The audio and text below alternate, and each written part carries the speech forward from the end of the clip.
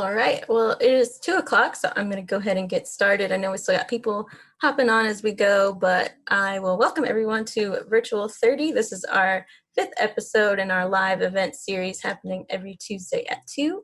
So thank you so much to everyone for joining us today. It is May 12th.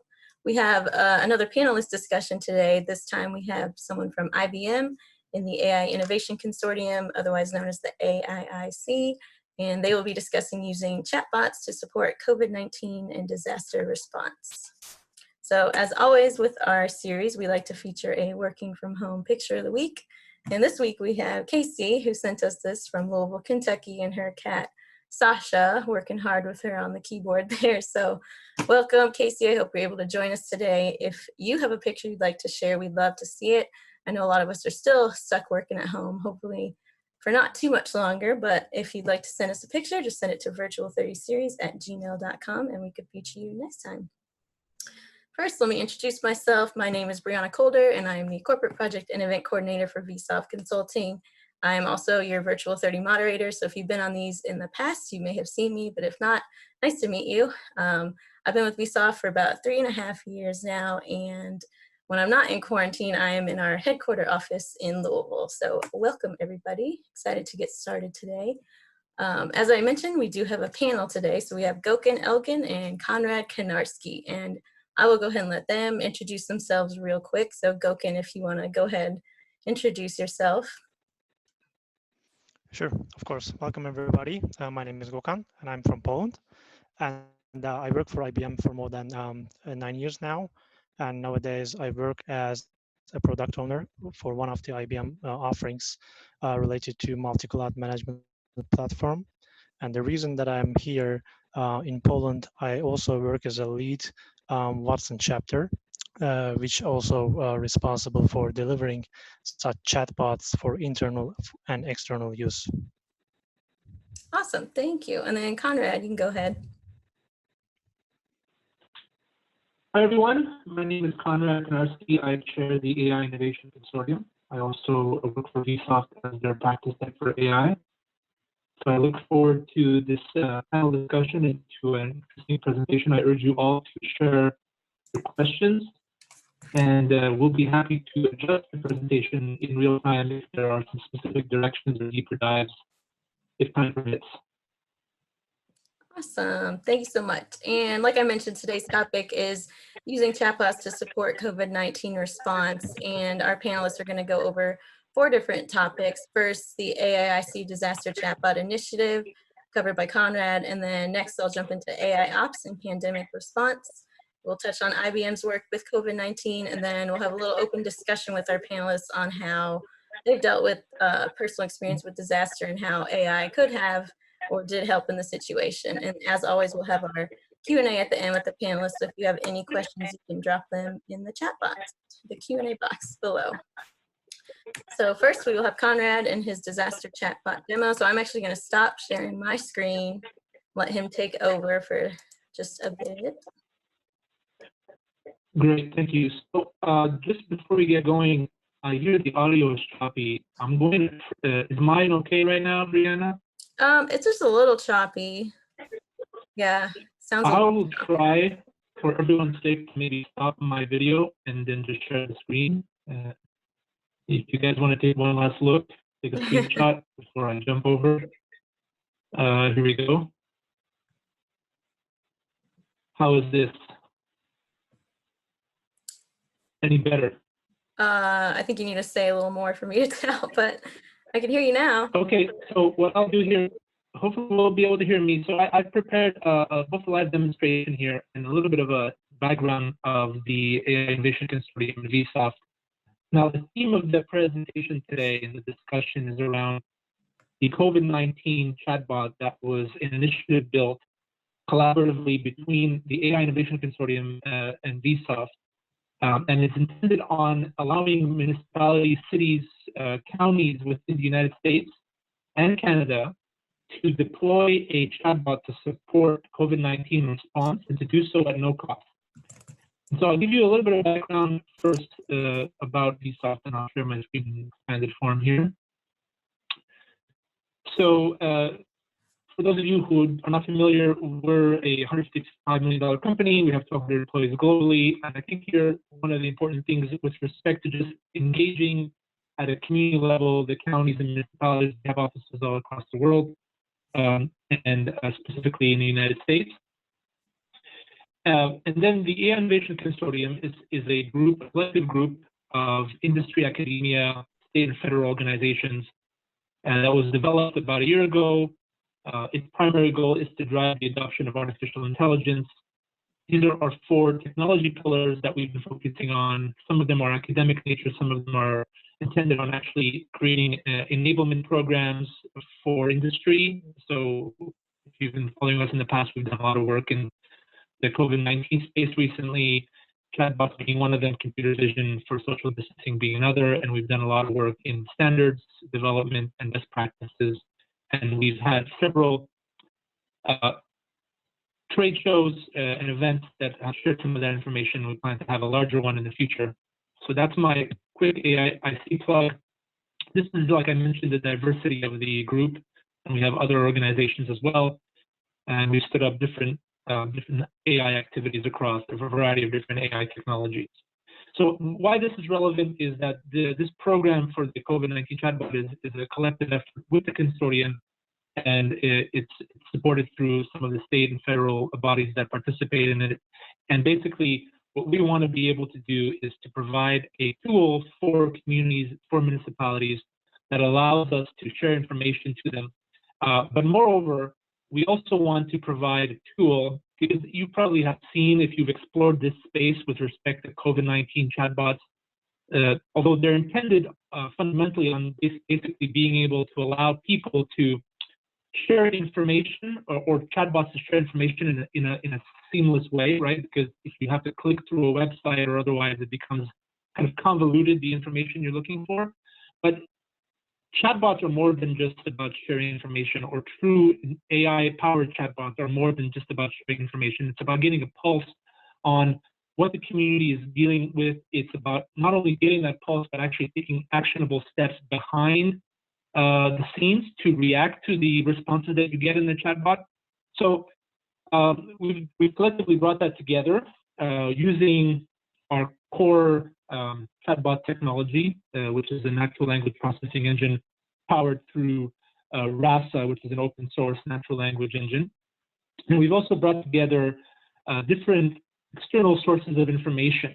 So a lot of publicly available sites now are sharing information related to test centers, are sharing information related to the zip code, related to the amount of people sick in a particular zip code. So pulling that information together and harnessing it through a single interface, in this case, an interface that is designed to be natural to interact with, becomes a really important tool to share that information, right? Not to have to pull it from different locations. The other thing I wanted to share before the demonstration here is we were also cognizant in building this offering to the space that time is of the essence. And so the idea behind the architecture is simple. It's a matter of simply inserting a line of code into your web pages and then deploying the chatbot. There are some back-end optimizations. So we have a content management system that we've built on the back-end that allows the municipalities or the cities to actually update questionnaires, community surveys, and look at the data that's being collected. So that is a job that we will be doing with the stakeholders within the communities to actually get that done. But outside of that, the chatbot will be deployed in less than 3 days, right? And like I mentioned, for those municipalities and cities that need to share information quickly, timeliness is of the essence. So we're cognizant of that when we're sharing this sort of capability to the market. So now let me just jump straight to the quick demonstration of this. Oh, I think this is the right one. There it is.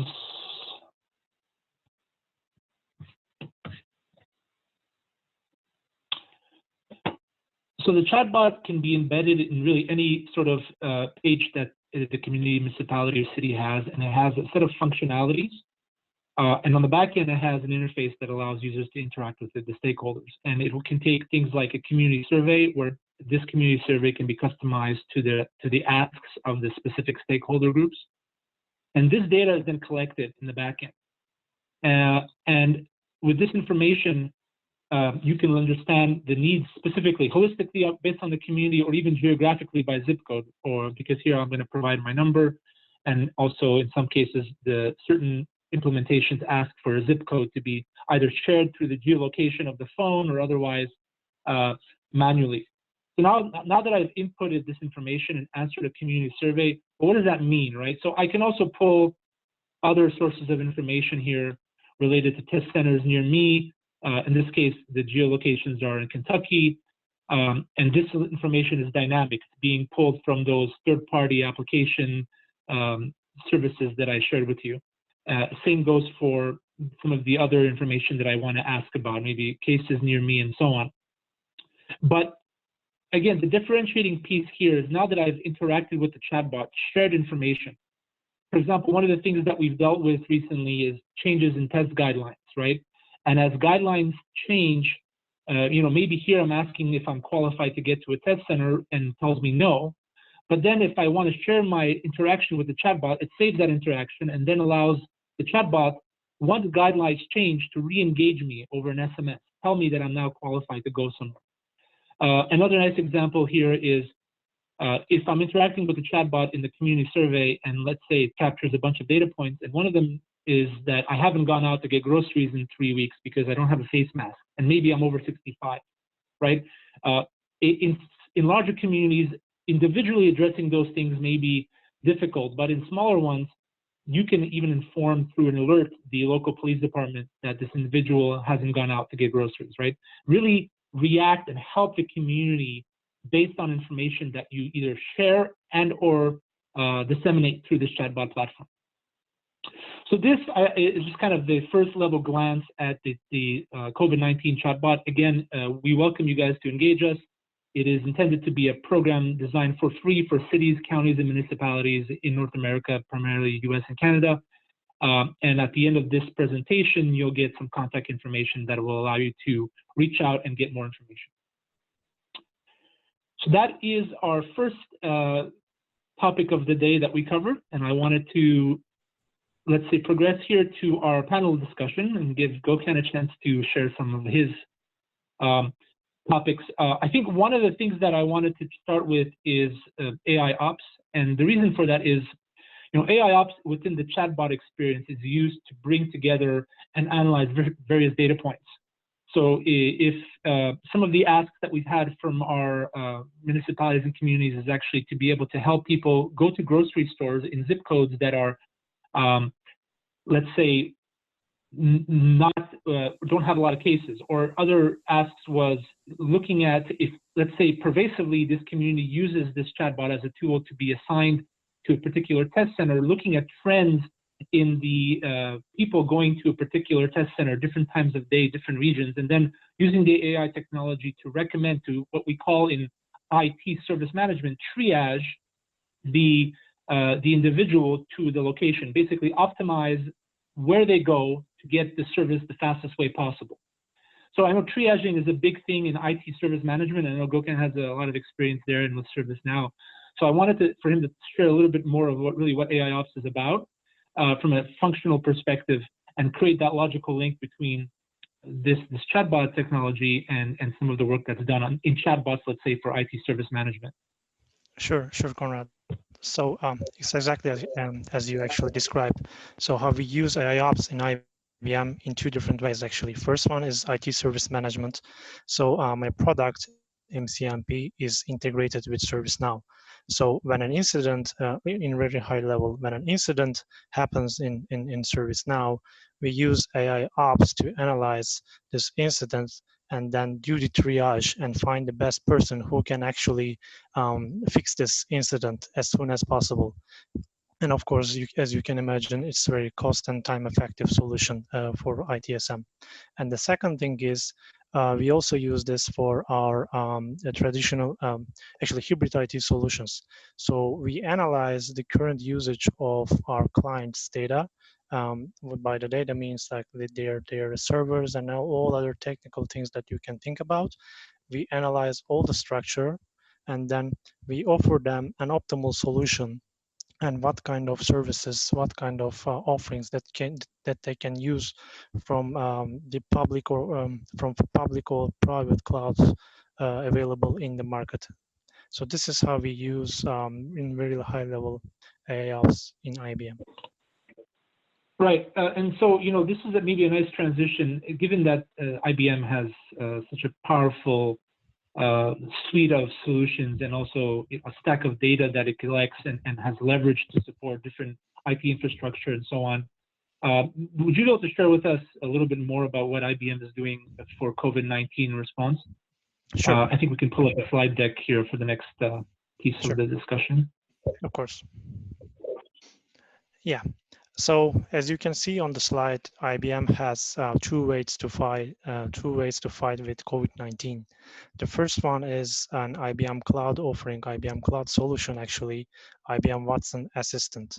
So what it does is very similar to what Konrad just showcased to us, and it's actually bringing together and leveraging some cognitive capabilities from IBM Cloud, like natural language processing and discovery APIs to respond common or specific questions coming from the people, and it's in use in more than 20 countries, I guess, nowadays, including my country, Poland, United States, Greece, Spain, and Wales, and many others. So maybe a bit of technical background of Watson Assistant. So what it does in the backend, it's trained to respond to common questions, plus using Watson Discovery, it's actually repeatedly looking for reliable source of information, including United States Center CDC, actually, CDC, and giving the best response possible to the each questions separately. And it's of course using Watson Discovery means it's learning on to go. So as much as this system gets the questions, it's actually teaching itself and giving the best response on the next person. So I can give you some actual numbers about this Watson Assistant. Till now, it got 85,000 queries, and only 10% actually needed to chat with a real human being, real person. So as you can see, it's really effective solution, and actually it can help those people and take the pressure off from their shoulders, so that they can actually engage with some people who is in need for real. So it can respond to some common questions like what is COVID-19, how do I protect myself, how do I clean my house. Like, these are really common questions, but if you need more specific data, you can also find it using this chatbot. And the second thing is, as you know, maybe IBM has a quantum computer called supercomputer. It's Summit. So by actually collaborating with Energy Department, U.S. Energy Department, I guess it's one of your founding members of this AI consortium.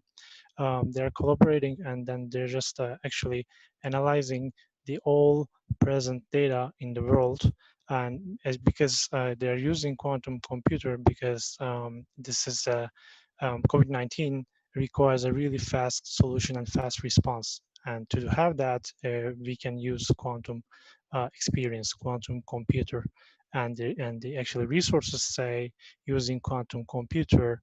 It took only 1 or 2 days to train the system and try and actually start to get actual and tangible outcomes on this machine learning algorithm. If we used a regular computer to train this data, resources, I can say it would take 2 or 3 months easily. So it's another favor and benefit that IBM offers to United States Energy Department. Awesome. Right. Yeah, you mentioned the Department of Energy. They do collaborate with us. In fact, they formed this artificial intelligence group within the DOE. I believe early or late last year. So they've been in different spaces collaborating with our AIC group. And I had the chance to seeing the quantum computers mock version at the Consumer Electronics Show in 2020. Had a nice discussion with the reps there about how quantum computing is really conducive to vector-based multiplication and calculation. So it does an amazing job in being able to process large machine learning data sets and train the models. So it's really interesting stuff. And I think in times like this, leveraging the most cutting edge technologies available to us to support pandemic response. This is probably the quintessential example of that with the quantum computer. Absolutely. Absolutely. Perfect. Well, we got about 9 minutes left until we hit our 30-minute mark. So we'll go ahead and move us to the next slide. If you all want to take over and share your personal experience with disaster and AI in that situation. Okay, yeah, this is I think a nice topic because it allows us to personalize this whole thing for the COVID-19 situation that we're all dealing with. So before we built this chatbot, part of the discussions we had internally and part of the motivations for being able to build a tool like this was actually individual experiences that we had in being able to funnel information correctly to us about circumstances that we're all dealing with, right? So how many cases are in my zip code? Where can I get tested? Where can I get PPE gear? What are the restrictions in terms of can I get tested, right? All this information, and then that's constantly changing. New test sites, different locations for test sites, different guidelines for the qualifications to get to a test site. All these dynamics, and I was looking through news media, municipality websites, these new open source geographical information tools that have been put out. So first of all, even being able to reconcile that information is difficult, but then knowing which is the more up-to-date version, it becomes even more difficult. So consolidating that information, using AIOps technology, allowing that information to be seamlessly captured, not something that I have to scroll through a website, but something that I can ask in a natural language form to a chatbot, becomes essential. And I'll also say, maybe not directly related to me, but a lot of municipalities, especially in rural areas, don't have, evolved individuals that have understanding of deep technical knowledge where they can pull that sort of information from GIS systems, as an example. So, I wonder, for example, why are people still calling the city instead of going to a website? And the city's not answering because they're already inundated and prioritizing more grassroots stuff in response, because they don't feel comfortable getting that information from these convoluted sources. So chatbot, COVID-19 chatbot provides that sort of centralized, seamless way of interacting with it and allows that tool to be really usable by any degree of technical skills. So I think from a personal perspective, that's how I experience wanting or seeing the chatbot being used for the purpose of something that I was dealing with before the being able to centralize this information through a single tool. And I know Gökhan had some interesting stories that are a little bit more pre-chatbot, but I think they were, looking back, he was inspired to think, well, the chatbot could have really helped here. And he's gone through some pretty interesting natural disasters. So maybe you can share that with us. Gökhan. Sure. Actually, it's related to first picture on the top left corner. So when I lived in Turkey, so Turkey is an earthquake area. Like we have really high magnitude earthquakes and pretty frequently. So when I lived there, I experienced two major earthquakes, more than 7.5 magnitude. So I'm just talking about year of 99, actually. As Konrad mentioned, it's before chatbots and all this technology happening. But how I see this is, how I see this, if we had this chatbot back in the time, it could save many lives, because it was all chaotic situation, all panic, all over the place, So imagine a chatbot could actually respond some queries, like even very basic, like food supply, shelter, something like that. Because back in the time, it was not very easy to get the information from any source. Like there was no, internet was not very popular in Turkey in '99. People were not very familiar with the technology and stuff. So I experienced very bad stuff there. Like we lost many friends, and many actually houses were collapsed and stuff. And I'm just thinking now, if we had this chatbot, I genuinely think it could save many lives. At least I believe it could prevent the chaos and panic among the people, and then and actually it could make them feel safe, and so that they can prevent and they can actually tackle that panic. Because when you experience an earthquake, the worst thing that you can do is panicking. If you panic, then it's not good for you. Got it. Well, thank you so much for sharing that. We have just a little bit of time left, and I know Konrad's been answering some of the questions that have been put below, but we do have a couple still here. So if one of you can answer, how do I monitor the chatbot to make sure it's giving the right information to our community? Right. That was actually I was writing the answer to it, so I'm glad you asked me the question live. There's a variety of different portions of our chatbot stack that I didn't share. Part of them are backend and min tools. The content management system provides, beyond just being able to edit and engage in different types of questions and getting insights in terms of the responses,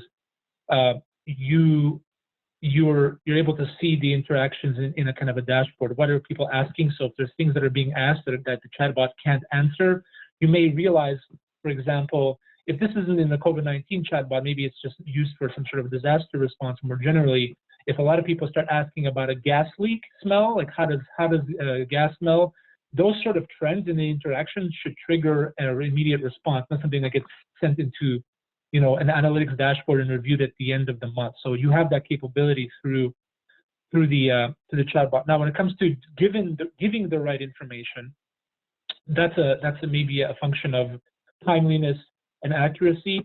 So most of the open source APIs that we extract information from are intended to be vetted, but beyond that point, there's probably some sort of additional controls that can be done within your CMS system, where you can validate, for example, before you post the updated information if you think it's maybe incorrect from that source. So correct information can be controlled, but ultimately we rely either on the municipality to post that information or these third-party open source APIs that give us feeds of updated information.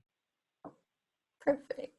And then we're almost out of time, but if you could answer real quick. You said that the chatbots are free to communities. How does someone take advantage of this opportunity? That's a good question, and kind of grounded in the programs.